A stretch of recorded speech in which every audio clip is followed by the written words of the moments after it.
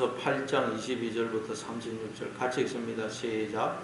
여호와께서 그 조화의 시작 곧 태초에 일하시기 전에 나를 가지셨으며 만세 전부터 태초부터 땅이 생기기 전부터 내가 세움을 받았나니 아직 바다가 생기지 아니하였고 큰 샘들이 있기 전에 내가 이미 났으며 산이 세워지기 전에 언덕이 생기기 전에 내가 이미 났으니 하나님이 아직 땅도 들도 세상 진토도 근원도 진치 아니하셨을 때라.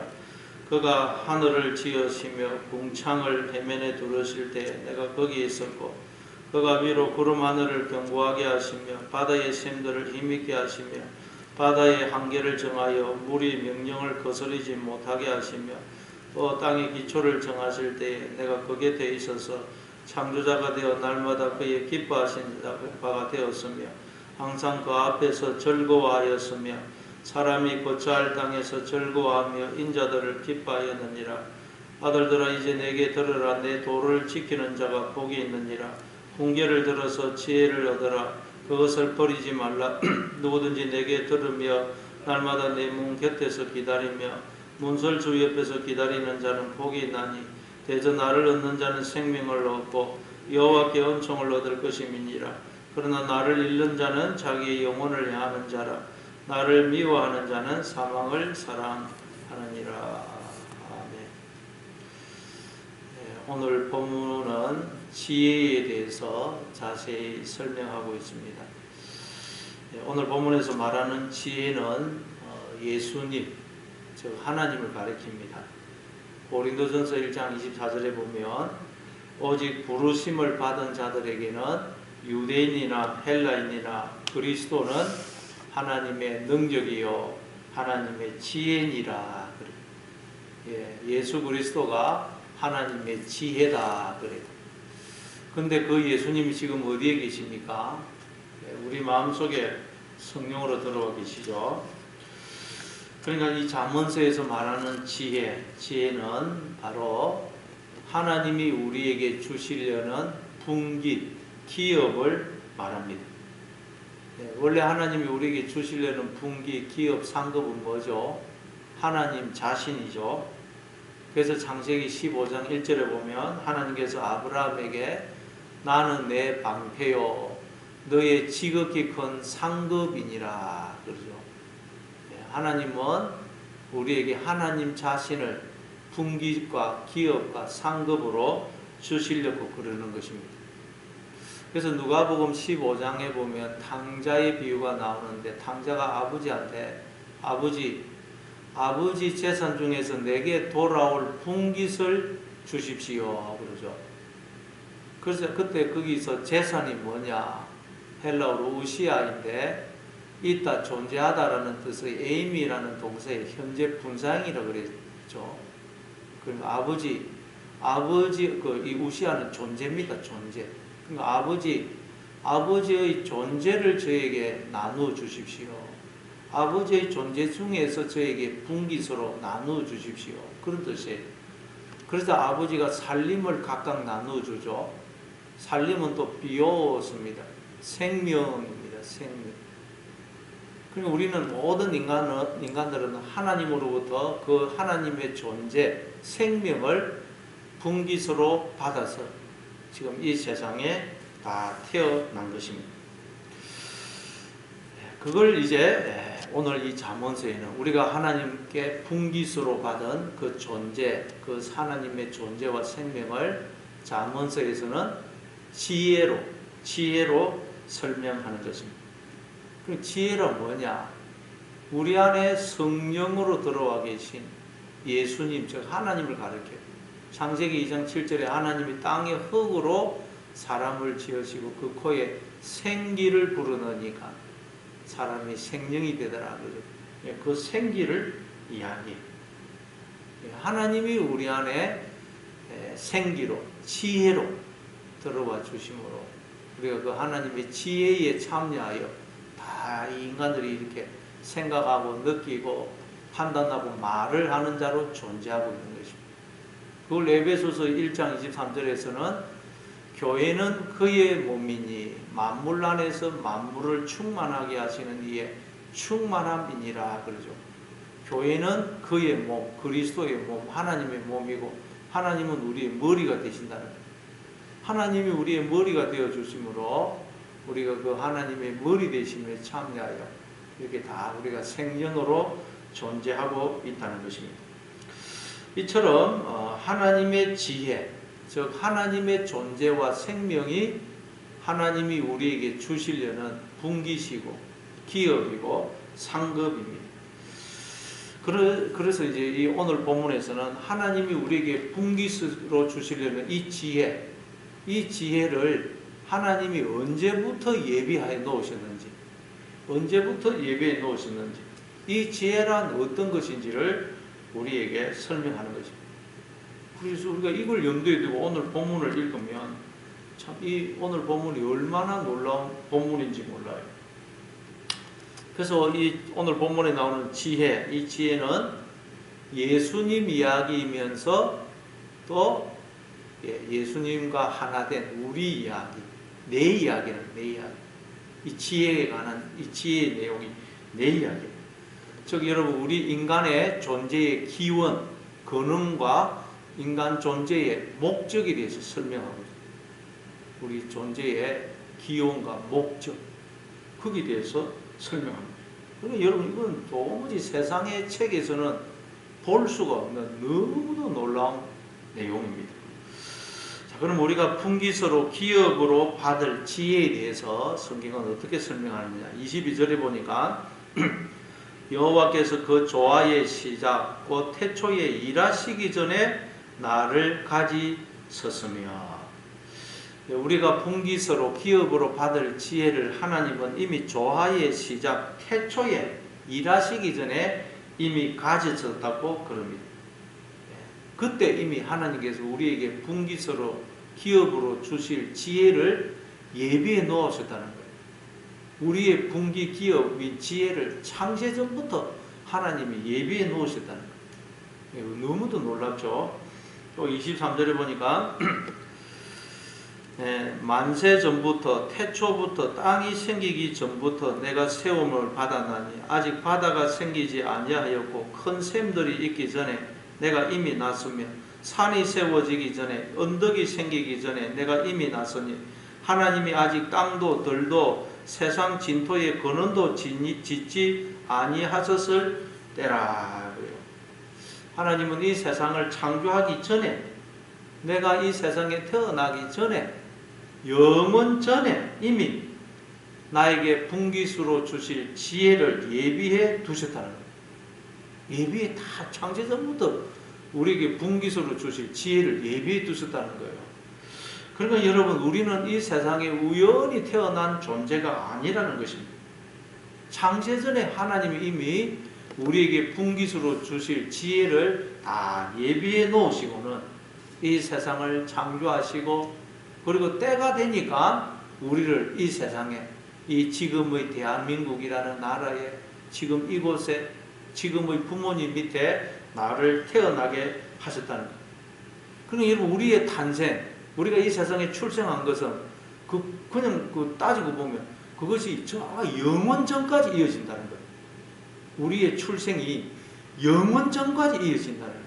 하나님의 그 영원 전의 계획에 따라서 우리가 이 세상에 태어났다는 거예요. 하나님은 우리의 출생을 영원 전부터 준비를 해 놓으셨다는 거예요. 얼마나 놀라운 일이에요. 여러분 부모도 아이가 태어나기 전에 다 뭐 장난감, 옷, 침대 이런 걸 다 준비를 해 놓죠.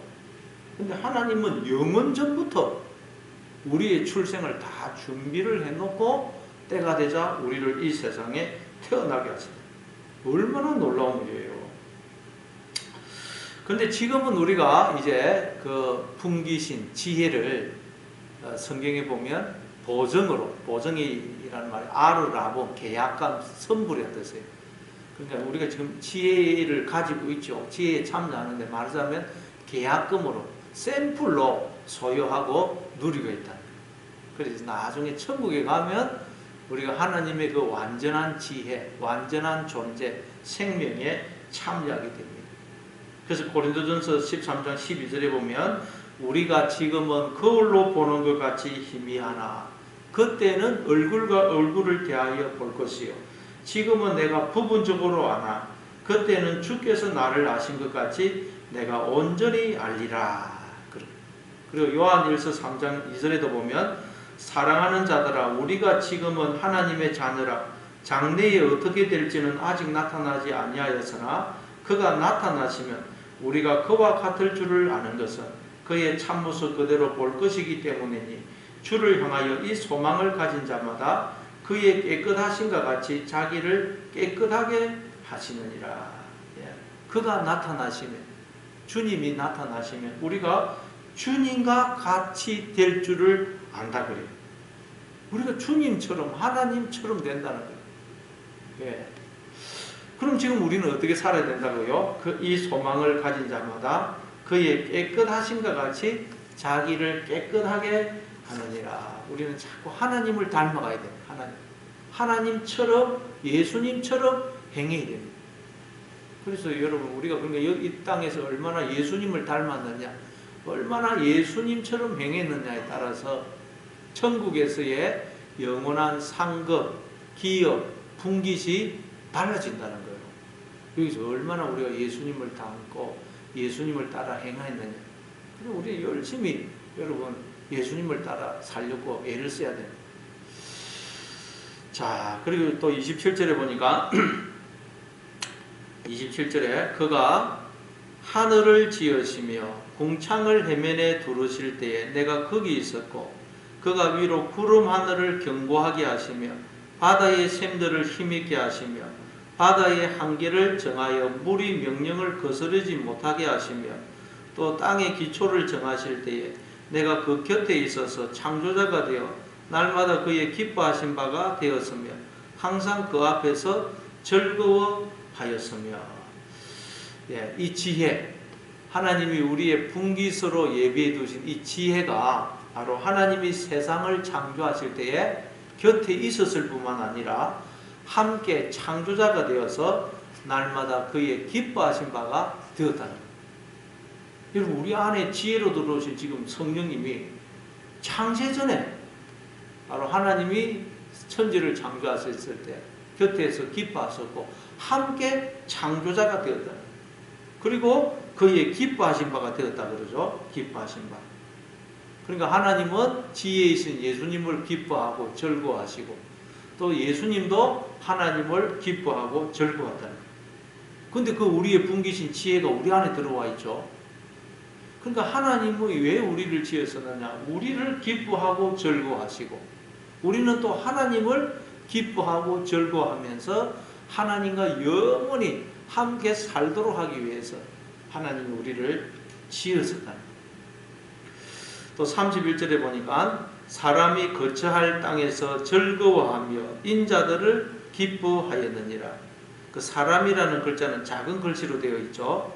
원문에는 없고 그냥 원문에 보면 그의 거처할 땅에서 이렇게 되어 있어요. 그의 거처할 땅. 그가 누구겠어요? 하나님 아닙니까? 그러니까 그리고 땅은 우리죠. 그러니까 하나님은 우리를 거처로 삼아 우리 안에 거하시기를 즐거워하고 또 우리를 기뻐하신다. 여러분 하나님이 우리 마음속에 우리를 마음속에 거하기를 기뻐하신다는 거예요. 여러분 우리의 마음은 예레미야 17장 9절에 보면 이 세상에서 가장 거짓되고 부패한 것이 인간의 마음이라고 그러죠. 우리 인간의 마음은 너무너무 거짓되고 부패합니다. 그런데 하나님은 우리의 그런 마음 속에 거처를 삼고 거하기를 기뻐하신다. 여러분 우리는 이 사실을 기억해야 돼요. 하나님이 내 마음속에 거하기를 기뻐하신다.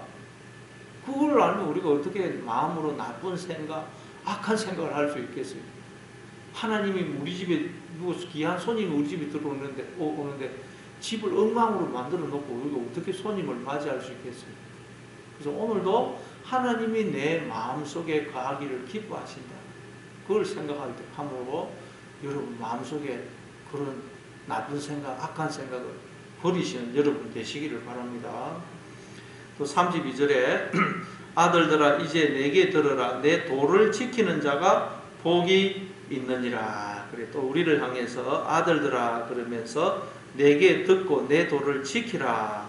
그러면 복이 있다. 그래 복이. 예, 여러분 하나님이 우리 안에 거하게 하심으로 우리가 하나님의 지혜에 참여하기 위해서는 어떻게 된다고요? 하나님의 말씀을 듣고 그 도를 지켜야 된다는 거예요. 왜냐하면 우리가 하나님의 말씀을 듣지 않으면 하나님이 내 안에 거하신다는 것도 우리는 모르고 또 하나님이 나한테 무슨 말씀을 하시는지도 우리는 모릅니다. 잊어버리고 살아요. 그래서 말씀을 자꾸 들어야 하나님이 지금 내 마음속에 들어와 계시구나. 또 하나님이 나에게 이렇게 말씀하시구나 하는 걸 우리는 알 수가 있어요. 그래서 고린도전서 1장 21절에 보면 하나님의 지혜에 있어서는 이 세상이 자기 지혜로 하나님을 알지 못함으로 하나님께서 전도에 미련한 것으로 세상을 구원하기를 기뻐하셨다고 해요. 이 세상이 자기 지혜로는 하나님을 모른다는 거예요.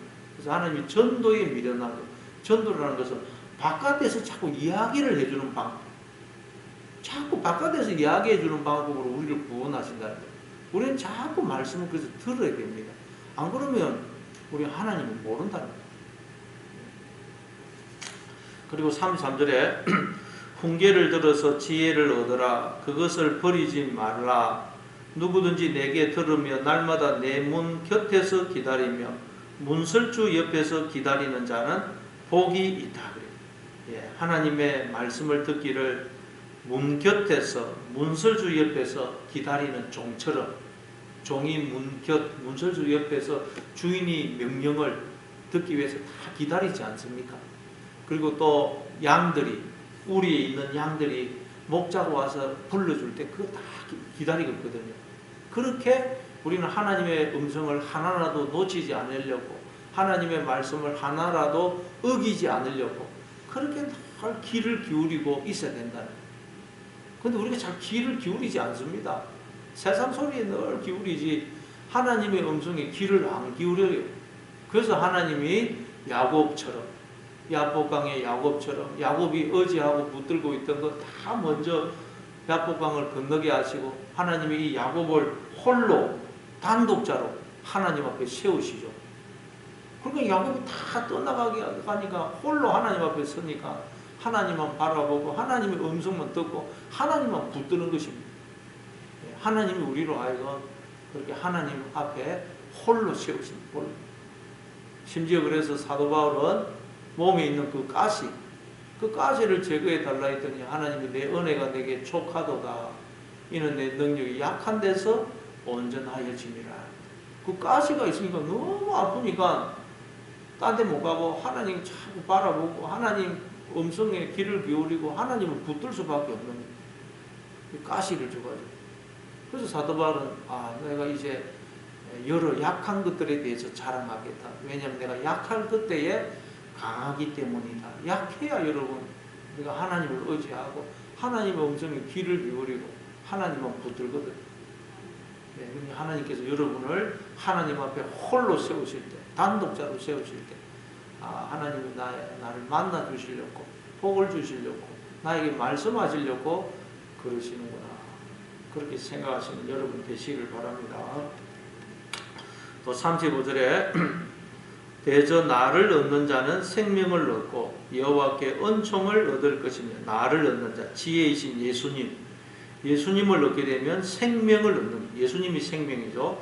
생명을 얻고 은총을 얻는다. 모든 것이 하나님의 은혜임을 알게 되고 지금도 하나님이 계속 은총을 베풀어주고 계심을 알게 돼요.